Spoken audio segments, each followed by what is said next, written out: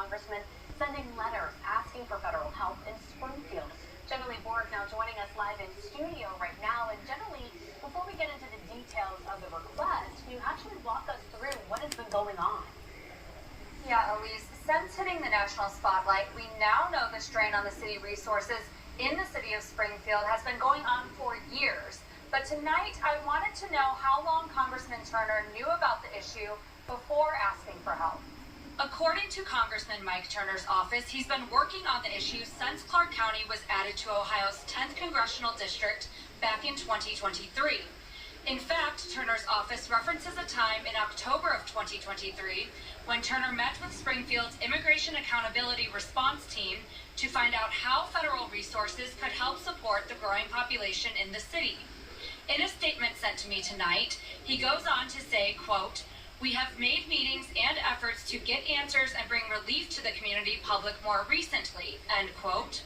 As recent as in February of this year, Turner made a move sending a letter to the Secretary of Homeland Security demanding information case by case on the migrants who settled in Springfield under the Haitian parole program over the past 4 years. In April, Turner brought leaders of Springfield to Washington to meet with the Department of Labor and Homeland Security to talk about impacts of the migrant influx and ask for help. 2 months later, in June, Turner brought things to the House floor. You cannot find a city in this country that would be able to sufficiently handle this kind of surge. The city of Springfield is strained with infrastructure, housing, and schools all pushed to the limit. Last month, Turner met with officials from Springfield and physicians to discuss public health concerns.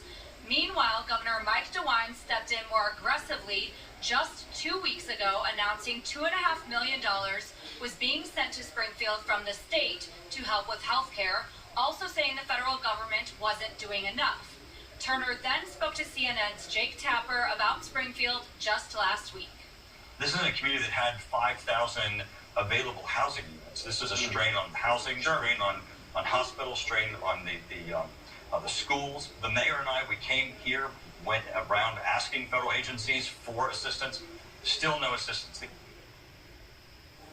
On Tuesday, letters were sent to the U.S. Attorney General, the Department of Health and Human Services Secretary, and the Department of Education Secretary asking for emergency funding to help Springfield in areas being impacted like healthcare and education.